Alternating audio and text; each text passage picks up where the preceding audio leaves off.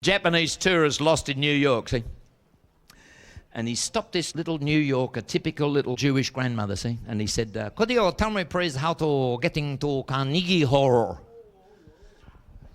And she said, Pearl Harbor you could find.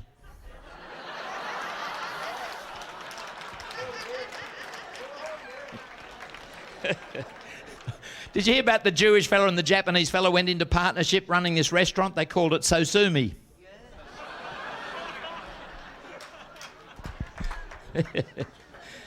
What's the difference between a terrorist and a Jewish mother? You're right, you can negotiate with the terrorist. Yeah. Do you like Jewish stories? I love Jewish.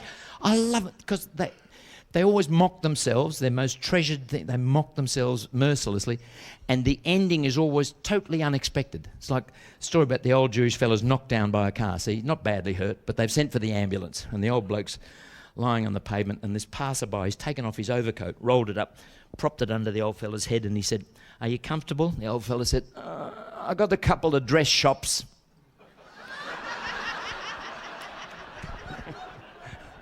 Oh, there's the other story. The Jewish guy knocked down, now this is serious, he's dying, see? And you know what it's like when there's an accident, suddenly there's 11 million vultures have come from everywhere to watch. Like they go, and they're all surrounded. I mean, it's true, isn't it? An accident, nobody in the street, suddenly they're all there. And the old guy's in a terrible state on the ground there. And this Roman Catholic priest is going past, and he thinks, I might be able to help. He said, excuse me, would you, excuse me? Do you mind if I, look, and he's pushing people out. And he gets down and he said, can I be of some assistance, old man? Can you hear me? I may be able to be of help to you. I am a man of the cloth. Do you understand what I'm saying? The Father, the Son, and the Holy Ghost? And the old fella's eyes flicker open briefly, and he says, I'm dying, and he's asking me bloody riddles.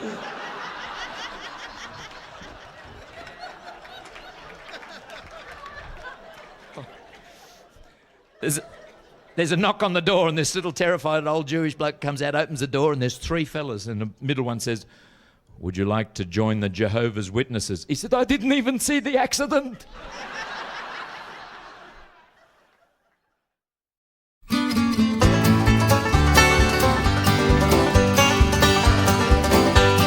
Two little boys had two little toys, each had a wooden horse. Gaily they played each summer day, warriors both of course.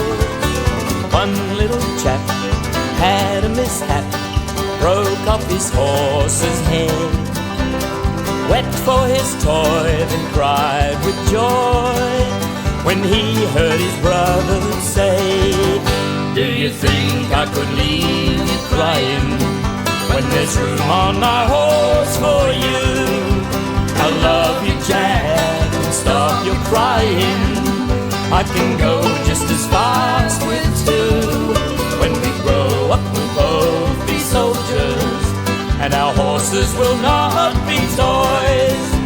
And maybe you will remember when we were two little boys.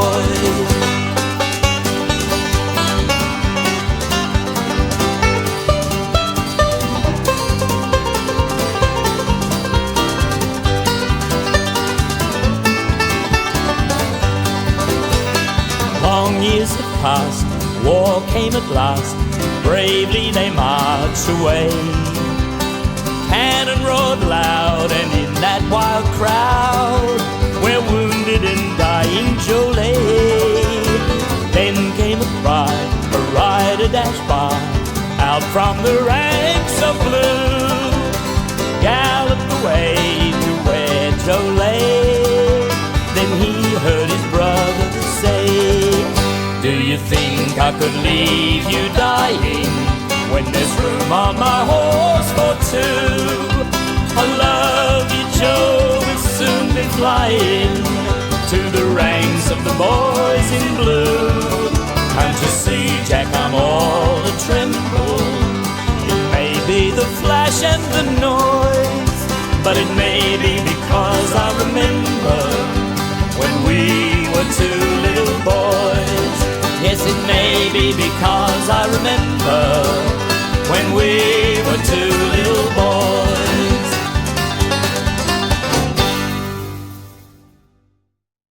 There was this old couple just come back from their holidays back to Johannesburg, and they're in this restaurant, and this stunning-looking blonde comes in. She said, "Hi, me. You know, you are a funny one. You go away with never a word, all your friends, and you come back. How nice to see you again. Kiss, kiss, you know. I can't wait. I'm going to see some friends up the back." And so she's off, and the wife is sitting there going, "Who's the maidel?" You know, he says, "Well, I guess now's as good a time as any to tell you this. I've been meaning to bring up the subject for quite a long time, but I haven't had the courage really. But, I mean, now's as good a time as any. That's my mistress." Well, she goes mad, you know, throwing plates and screaming, and divorce is shouted several times very loudly.